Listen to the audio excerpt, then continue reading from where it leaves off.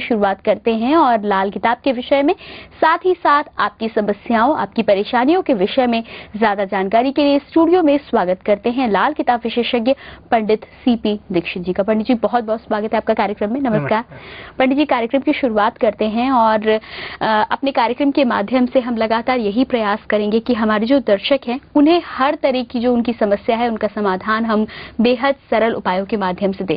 तो सबसे पहले चर्चा मैं शुरू करना चाहूंगी वो ये है कि कई बार कुंडली देखते हैं, बहुत तरीके के योग पाए जाते हैं। संतान सुख की मैं यहाँ पर बात करना चाहूंगी। बहुत सारे ऐसे लोग होते हैं जिनकी कुंडली में संतान सुख का योग होता है, लेकिन फिर भी कहीं ना कहीं समस्याएं होती हैं और उन्हें संतान सुख की प्राप्ति नहीं होती। ऐसा क्यों होता है? जी हाँ प्रियंका, बहुत अच्छा प्रश्न किया है आपने। और सबसे पहले हम देखते हैं, क्योंकि हमारी संतान का सुख का जो भाव होता है वो पंचम भाव से प्रादुर्भाव रखता है। और पंचम भाव जब हमारा पीड़ित होता है, कोई भी पापी ग्रह जैसे कि शनि, राहु या केतु, कोई भी ग्रह अगर पंचम भाव के अंदर आकर के बैठता है तो वो पंचम भाव को तो खराब करता ही करता है। संतान का सुख पूर्ण रूप से अच्छा नहीं हो पाता। इसमें योग दो तरीके के बनते हैं। कहीं तो हमें संतान प्राप्त होती ही नहीं है, लेकिन कई बार ऐसा भी होता है कि संतान हमें प्राप्त होने वाली होती है, लेकिन उस योग को हम खुद ही नष्ट करवा देते हैं। आपने देखा होगा कि हम गर्भपात करवा देते हैं।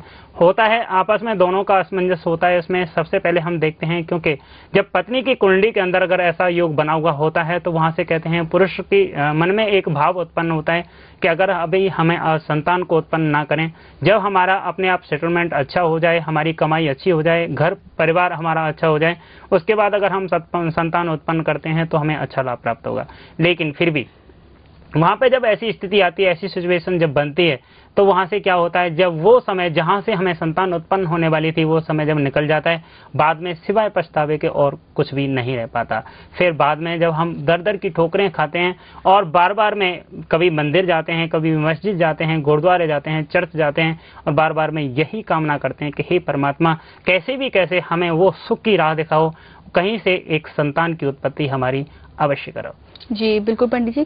पंडित जी, आपने ये तो बताया कि कई बार कारण होते हैं और वो कारण हम खुद बनाते हैं जिस वजह से ऐसा होता है, लेकिन कुंडली में ऐसा क्या भाव होता है जिसकी वजह से व्यक्ति जो होता है उसके दिमाग में ऐसी बातें चलती हैं और वो ऐसा करता है? क्योंकि यदि आपके भाग्य में कुछ लिखा ना हो या यदि आपके ग्रह कुछ आपसे ना करवाएं तो मुझे नहीं लगता है कि व्यक्ति कुछ अपने आप करता है। जी हाँ प्रियंका, सबसे अच्छा क्वेश्चन है आपका। सबसे पहले हम यही चीज देखते हैं, अपने मन की त्रुटियों को हम दूसरों के ऊपर भी थोपते हैं, लेकिन ग्रह करें नर क्या करे, ग्रह बड़े बलवान और ग्रहों से कोई बच ना सके पशु पक्षी इंसान।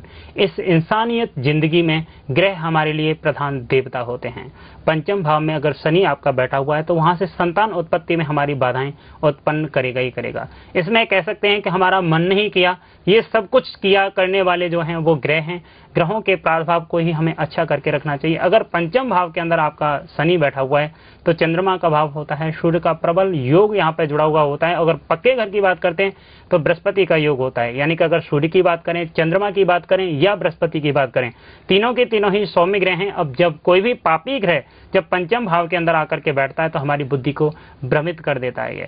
तो पंचम भाव में अगर आपका कोई शनि आकर के, जैसे कोई भी पापी ग्रह आकर के बैठा हुआ है या शनि बैठा हुआ है, तो शनि को वहां से हटाने के लिए आपने एक लोहे की कटोरी लेनी है। लोहे की कटोरी में सरसों का तेल भर करके रोटी का एक छोटा सा टुकड़ा डाल करके 5 शनिवार आके के पौधे पर चढ़ाएं और 5वें शनिवार रोटी और जो कटोरी है आपकी और उस पौधे के जड़ में ही आप दबा करके आते हैं, तो उससे संतान योग यानी कि आपकी बुद्धि का योग जो है, मन का योग जो है, वो तीनों ही अच्छे होकर के चले। जी बिल्कुल पंडित जी, हम आगे बढ़ेंगे और इस बारे